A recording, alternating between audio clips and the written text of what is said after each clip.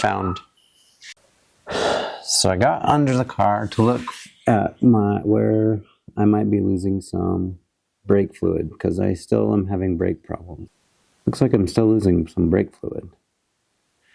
But while I was under here, I looked at the tire, and if you can see, the outside of the tire has good meat. The inside is wearing dramatically. So I cut the springs and it brought the suspension in, and the suspension's on like a pivot. And so it dropped the suspension an inch and it brought the tire in. So now I need to take the control arm and move it out. I'm going to try to do that. I don't have a angle finder, a digital one at least. And I don't think I have enough give in the shims, but let's find out. So to be able to adjust the camber and caster in these old Chevys, you move these, you put shims in them, and this and the other side, which you won't be able to see on camera, I don't think, will have one. They won't be equal because it also controls your caster, but I need to take these out and measure them and see if that's going to give me enough push on the ball joint. I actually don't think it will. I don't think it's going to give me enough. So I'm going to try it though. I'll try it first and then we'll see. So we now have the shims from the back of the control arm on this side and the shims from the front on this side. And you can see that they're different heights. And that is because the heights, if the rear is out, the control arm is like this V shape. And the shims move it like this or like this. So when there's more, it twists it and it puts some caster into the alignment. So I need to adjust the caster and also the camber. But I didn't really have a problem with caster. So what I was going to do for now is just measure these, and the distance, the difference that they are, I'm just going to add that back onto the back, and I'm just pushing the camber out. So this back one is 10.15 millimeters, and the front one is 9.4145. So I need one that's 70th. Do I have one? Doesn't look like I have one. This is one. This is the thinnest one I have. It clearly isn't that because it is showing almost 2. No. 1.53. First, I'm going to see now if I even have enough to come out and get it almost at 0, because if I don't, I'm going to have to buy new control arms. I'm going to go there. I'm going to put it all back together now. This is actually a little bit more interesting than I thought it was going to be. So I didn't show the measurements, but I'll go show on the other side what it was. But I'm looking at this middle bubble right here. If you can get it. Boop. Look at the middle bubble. Before, you can see this. Before, I'm putting it on here, and this middle bubble used to be smashed all the way up into there. I'm having a hard time believing that it's almost centered now. And it looks like it still needs to come out I feel like I need a digital reader so I can get it a little more accurate. But based on what it was, like it was off so far, I thought I was gonna have to buy new control arms. So it coming in that far gives me a little hope. I can put it off a half degree. Is kind of, I was gonna go for 0 or a half to like reduce the wear a little bit, but now it's kind of impressive. It still needs to come off. I still think I'm gonna need control arms. I think it needs to come out quite a bit more further. I don't think I have any more to give. Let's go look at the other side and see what it was. So this one is off pretty bad, but yeah, see how the bubbles over? So I need to go get a digital angle finder. That's what I'm gotta go do. Got this thing, operation steps, and a level. Let's go use it. You gotta stick it on the earth, like so, and level it like so, and zero it out. Okay, now it's zeroed. And then you can put this on the inner rim, get the 0. Now I actually think I want it to be negative. Let's go look at the other side. This side is 2 degrees, so I need to take shims out of this side, so let's do that. So here's the passenger front, for 3.9 millimeters. Here's the passenger rear. It was really thick, so 12 millimeters. So it's 9 millimeters different. That's crazy, huh? The next step is to take the control arms off and replace them with control arms that can extend enough out to give me enough camber to 0 degree. They only go out to like 0.8 to 1.2 on the other side, so it's not going to work. In a disorganized manner, my curiosity has just been eating at me for a while now. So I need to cut this floor out so I can drop enough to lower the seat an inch or 2. And so I'm just gonna cut this out of curiosity and see if it gives me enough clearance, which seems pretty crazy since I haven't finished the brakes, control arms. This might be a little tricky because I don't want to go too deep because I don't know what's under anything. So, how am I going to do this? Ow! Ow! Ouch! That is hot! That seems fine. Look at it.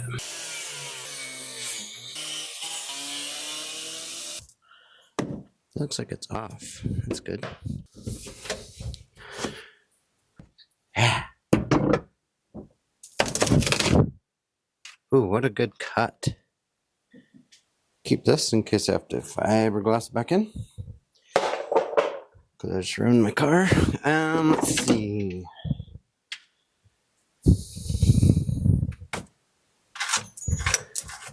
It's an easy way to vacuum. Hope I can. I think that'll fiberglass it in pretty good. Feels like it will. Just have to come clear out here with it. Now, 2 test fits. One, so I have the seat in. It's too tall. I feel like a trucker. Yeah, it's too tall. Huh. Well, try the other seat.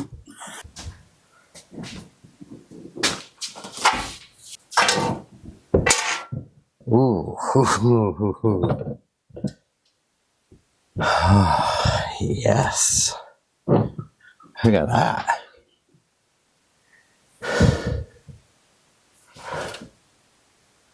There's a lot of yes in this.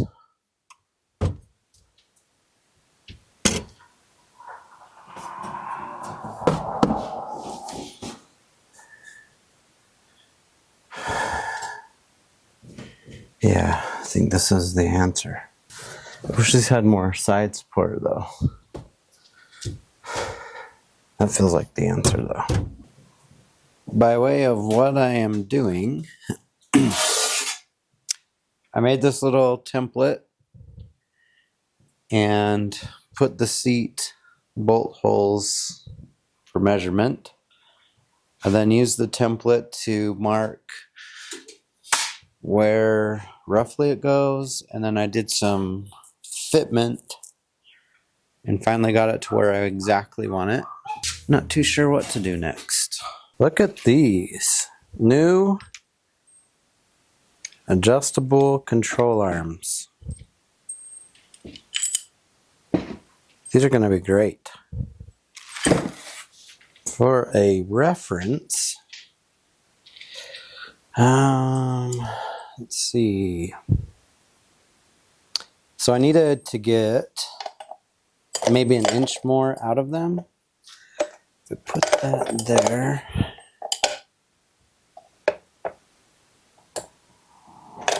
Oh, those are going to be enough. That's going to be enough. Yeah. For a progress update on the floor, I got to get rid of the joint, but I have cut out this piece, which was here, and about an inch high. Now it's, no, there's nothing. I got this laminated to the floor back here, and I think I'm going to put in, this goes right here. So this is a template that I'm going to use, and I've decided to make just a brace that goes like this. And then, floor's almost done. Well, I got to do some welding. I got to lay down probably 4 more layers. Right now there's 3 layers. And then I got to do the underside so it's smooth. But that's actually forming better than I expected. Here is close to the end result. Made a little bracket to sit on top. I'm going to now cover the underneath and drill some holes where the seat goes. And I need to cover that section, which I have the old section to cover it. So I need to get on that. This is kind of cool, just wrapping up, getting the tunnel done. I put some cable holders in there, trying to go around the screw for the seat brackets if I want to use the seat brackets again. Now I'm just going to kind of correct a lot of this stuff and fiberglass that. Then I can start putting cardboard down to form the console and stuff. But this is cool. Finally don't have, this was normally just like a giant hole. So it's kind of nice to have it not that anymore. I finished the rest of the tunnel. And that turned out pretty good, actually. So pretty happy about it. The seat floor situation is causing quite the conundrum. So what I'm gonna do now, I had to cut the corners out, and the corners I made before were pretty awful. But now I'm just gonna need to make some good corners, and I wasn't able to do that before, so here is what I'm going to do now. I'm going to use this old Tupperware, and I'm gonna try to form into this corner the corners of what I need to do so I can make a healthy, strong corner rather than the crazy overlap stuff I was doing. So that will go down in there, and then I kind of need to make some cuts. So I need to cut that. Can lay in and do a pretty okay corner.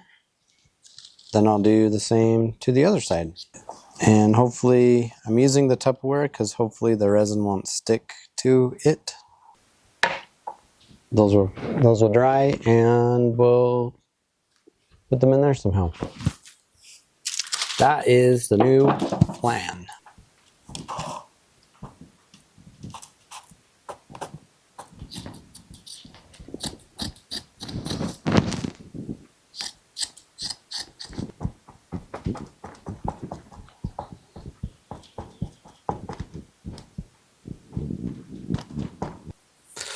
Now let's finish the floor. In a decent attempt to wind up the control arm issue, got these new ball joints, and I put them, well, I put this one on. I put it down into the control arm. I didn't know if I should put it on the bottom or down in. I feel like there's more stability by going through it, even though it puts the control arm closer to the frame. There's no bump stop. I'm gonna have to try to figure out how to make a bump stop.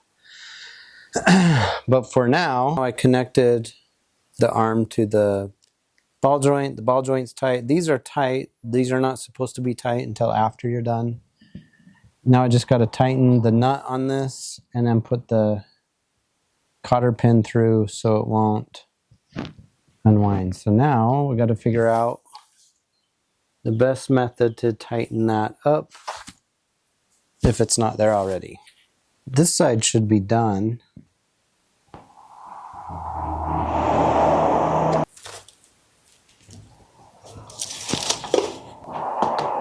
All right, it's gonna work. Those are pretty hard. That's 3 layers. Probably do 3 more layers. But now I can cut them because they're not that big, and I can just cut them. Put them in the corner. So let's see. It's gonna be pretty small. What I should do,